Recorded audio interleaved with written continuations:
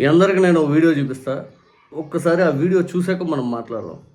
నా కోరిక మా అన్న మనోభావుడు దెబ్బతిన్న కోరిక అంత కోరికలేదు ఏంటంటే జగన్మోహన్ రెడ్డి కుటుంబాన్ని జీవిత కాలం తిరుమలలోకి రానివ్వకూడదని ఆంక్షలు విధించాలని చెప్పి నేను కోరుకుంటాను.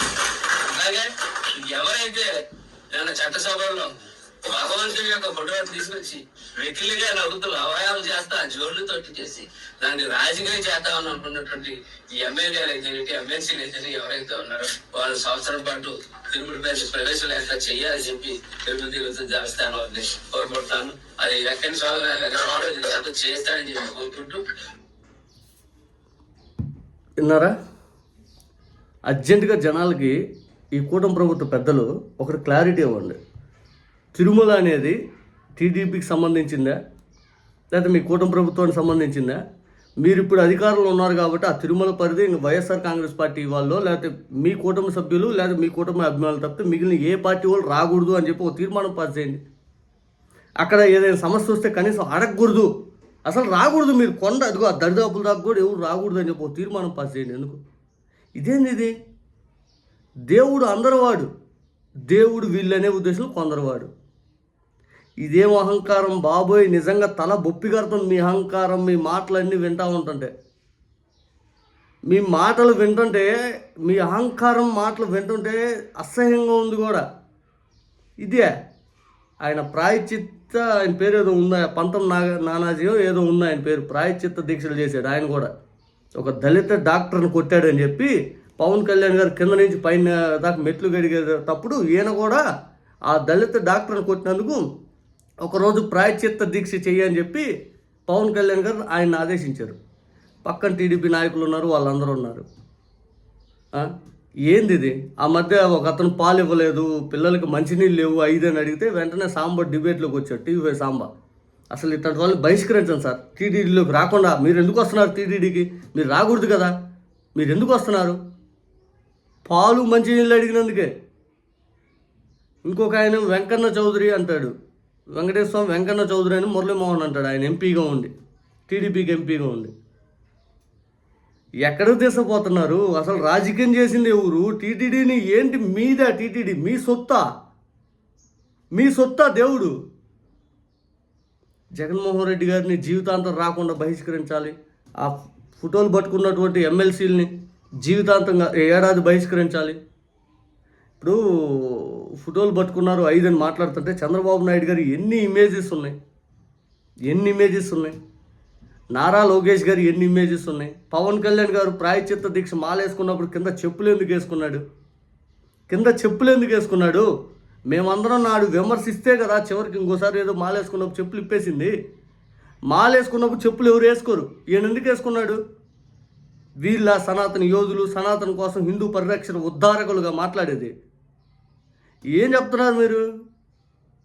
ఏడాది బహిష్కరించాలి ఎమ్మెల్సీలని. అసలు ఎందుకు? ఆ తీర్మానం ఏదో పాస్ చేసేసేయండి, వదిలేసేయండి. రాష్ట్రంలో మొన్న కూటమి ప్రభుత్వానికి ఓట్లు వేసిన వాళ్ళు మాత్రమే టీటీడీకి రండి, లేకపోతే రాష్ట్రంలో ఏదిగా ప్రపంచంలో ఎక్కడికి ఏ గుళ్ళకైనా కానీ మాకు ఓట్లు వేసిన వాళ్ళు వెళ్ళండి, మిగిలిన వాళ్ళు వెళ్ళకూడదు. గతంలో బ్రిటిష్ వాళ్ళ టైంలో ఉండేది, దళితులు గుళ్ళోకి రానియకూడదు, అగ్రకులాల ఆధిపత్యం చెలాయిస్తున్న తరుణంలో దళితులకి గుళ్ళో ప్రవేశం లేదు, మేము తాగిన నీళ్ళు బావిలో వాళ్ళు తాగకూడదు. అప్పుడెప్పుడు అవి ఉండే రాజుల కాలంలో ఇట్లాంటి. వీళ్ళు ఇప్పుడు ఆ ఫోబియా తీసుకెళ్తున్నారు. అంటే బ్రిటిష్ వాళ్ళ కాలం కంటే అధ్వానంగా పరిపాలిస్తున్నారు అంటే ఇది ఒక ఉదాహరణ. నోటి నుంచి ఏ విధంగా వచ్చిందండి మీకు ఆ మాట? గుడి మీద గుడి ఎవరిది? అందరిది కాదా? ఇదేంది ఇది? ఇట్ట కూడా మాట్లాడుతున్నారు. ఎప్పుడూ లేని విధంగా ఎంత అహంకారం ఎక్కింది అధికారం వస్తే. అధికారం మీ చేతిలో ఉంది కాబట్టి ఈరోజు ఏది పడితే అది మాట్లాడుతున్నారా? ఏం అధికారం శాశ్వతం? గుడిలోకి రాకూడదు. ఎప్పుడైనా మీరు విన్నారా? గతంలో వైఎస్ఆర్ కాంగ్రెస్ పార్టీ అధికారంలో ఉన్నప్పుడు ఇటువంటి మాటలు విన్నారా?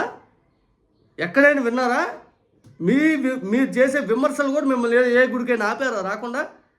జగన్మోహన్ రెడ్డి గారు ఈ లడ్డు ఇష్యూ వచ్చినప్పుడు ఆయన పాదయాత్ర చేసుకుంటూ నేను గుడికి వెళ్తాను అని చెప్పి 2024 సెప్టెంబర్లో మాట్లాడితే టీడీపీ వాళ్ళు, జనసేన వాళ్ళు వీళ్ళందరూ కలిసి రాళ్ళు బండలన్నీ రౌడీల్లాగా జగన్మోహన్ రెడ్డి గారు రాకుండా అడ్డుకోవాలని తాపత్రయపడ్డారు.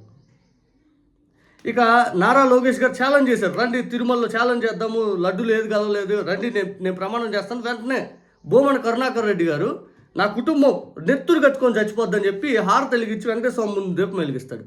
ఆయన ఛాలెంజ్ చేసి నారా లోకేష్ గారు రండి ప్రమాణం చేద్దాం, ప్రమాణం చేసినాడు భూమన కరుణాకర్ రెడ్డి గారు. మీరెందుకు రాలా? ఏంటి ఇది నిజంగా? బొప్పిగారితో మీ విధానాలు, మీ పరిపాలన ఇవన్నీ చూస్తుంటే అబ్బో ఇది భరించలేము బాబోయ్. మీ అధికార దర్పాలు, మీ అధికార అహంకారాలు, చంద్రబాబు నాయుడు గారి ఏకసభ్య కమిటీలతోటి ఆయన మళ్ళీ కలిసిందని తాపత్రయపట్టాలు, అసలు ఎందుకు చెప్పాలన్నా కూడా ఒక్కోసారి బాధ వేస్తుంది. ఇదేంది ఇది ఇంత దారుణంగా వెళ్ళిపోతుంది సిచ్యువేషను. ఎక్కడ తీసుకెళ్తున్నారు వీళ్ళు? ఏమి రాష్ట్రంలో ఏమి ఈ పరిస్థితి తీసుకురావటాలు? హిందూ మతము ఏంది, లేకపోతే తిరుమల లడ్డూ పైన ఈ క్వశ్చన్లు ఏంది? అందరూ స్వేచ్ఛగా బతకాలా, అందరూ బాగుండాలా? ఏంది ఇది? ఎటు తీసుకుపోతున్నాం? మన దేవుణ్ణి మనం తీసుకొచ్చి నడు రోడ్లు ఫ్లెక్సీలు కట్టి ఇటు ఏంది? అసలు ఎటు తీసుకుపోతున్నారు అర్థం కాని సిచ్యువేషన్ ఇది. ఒక హిందూగా మనోభావాలు కాదు కావాల్సింది ఇక్కడ.